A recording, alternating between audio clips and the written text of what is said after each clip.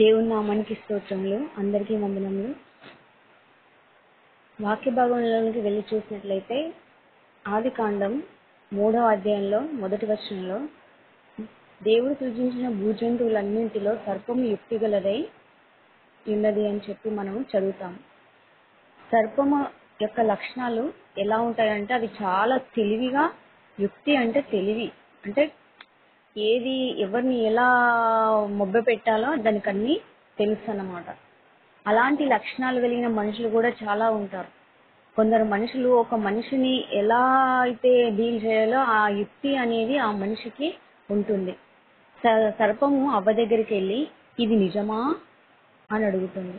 ఏది నిజము, ఏది అబద్ధము, ఇది నిజమా అని అడుగుతున్నప్పుడు దానికి ఎందుకు ఏది నిజము ఏది అబద్ధము? సర్పము అని అంటే ఇక్కడ మనం సాతానుగా చూస్తాం. అంటే ఈ రోజులల్లా ఇరుగు పొరుగు వాళ్ళు కూడా ఈ అక్క ఆ ఇంటికి వెళ్ళి, ఆ అక్క ఈ ఇంటికి వెళ్ళి, అక్క ఇది ఇట్లనంట కదా, అక్క అది అట్లనంట కదా, చెల్లి ఇది ఇట్లనంట కదా, చెల్లి అది అట్లనంట కదా అని చెప్పి ఇరుగు పొరుగు వారు ఆ ఇంటికి ఈ ఇంటికి తిరుగుతూ కొంతమంది స్త్రీలు, కొంతమంది పురుషులు కూడా తమ బాధలు చెప్పుకోవడానికి వెళ్తూ ఉంటారు.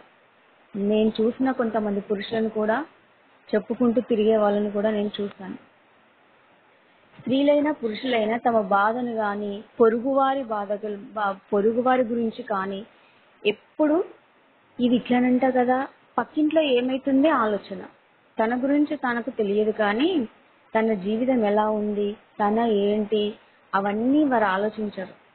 ఎదుటి వాళ్ళకి ఏమవుతుంది, పక్కింట్లో ఎవరు వచ్చారు, ఎవరు వెళ్ళారు, ఏం చేస్తూ ఉన్నారు, ఏ చీర కట్టుకుంది, ఏ విధంగా ఉంటున్నారు, ఇవే అబ్జర్వ్ చేస్తూ వాళ్ళ వ్యక్తిగత జీవితాన్ని వాళ్ళు పాడు చేసుకుంటూ ఉంటున్నారు.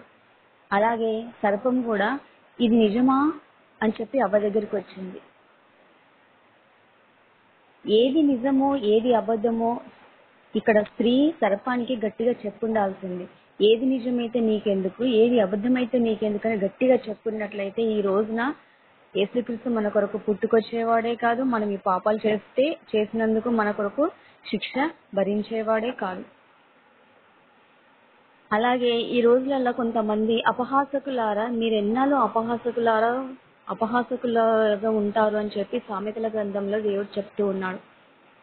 ఒక చోట కూర్చొని ముసలమ్మ ముచ్చట్లు పెట్టి సమయాన్ని సద్వినియోగం చేసుకోమని దేవుడు చెప్తే దుర్వినియోగం చేసుకుంటూ ఆ ముచ్చట్లు ఈ ముచ్చట్లు పనికిమాలిన ముచ్చట్లు మాట్లాడుకుంటూ ఆ అక్క గురించి ఈ అక్క గురించి, వాళ్ళ ఇంట్లో ఇదైందంట కదక్క నిజమేనా, ఇది నిజమేనా, అది అయిందంట కదా నిజమేనా అని అడగడం బాగా కొంతమందికి అలవాటుగా ఉంటుంది. అలాంటి అలవాటు కలిగిన వాళ్ళు దుష్టుల ఆలోచన చొప్పున నడిచేవారు. అలాంటి స్త్రీల దేవుడు ఏం చెప్తున్నాడు ఇక్కడ కీర్తన 1లో, దుష్టుల ఆలోచన చొప్పున నడవక పాపుల మార్గమున నిలవక అపహాసకులు కూర్చుండు చోటన కూర్చుండక యెహోవా ధర్మశాస్త్రం నందు ఆనందించుచు దివారాత్రము దాన్ని ధ్యానించువాడు ధన్యుడు అని దేవుడు చెప్తున్నాడు.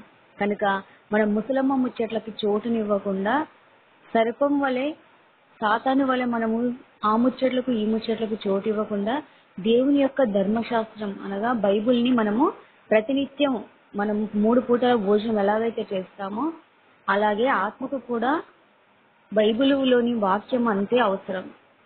కనుక మన ఆత్మ మంచిగా జీవించాలి అంటే మనం ఈ ముసలమ్మ ముచ్చట్లు ఆ ముసలమ్మ ముచ్చట్లు కాకుండా ఇది నిజమా అక్క అవునంట కదా అనే ఆలోచన కాకుండా ఏది నిజం ఏది అబద్ధం అనేది బైబిల్లో నుంచి మనం నేర్చుకోవడానికి మనం ప్రయత్నం చేయవలసిందిగా దేవుడు కోరుతూ ఉన్నాడు. మరి ఇప్పటి నుంచి మనం సమయం వృధా చేయకుండా దేవుని యొక్క ధర్మశాస్త్రాన్ని దివారాత్రం ధ్యానిస్తూ ఆకువాడక ఫలించు చెట్టు వలె ఉందాం. దేవుడు ఈ ఇత్తబడిన వాక్యాన్ని దీవించి ఆశీర్వదించి ఫలింపచేయునుగాక. ఆమేన్. హల్లెలూయా. Thank you Jesus.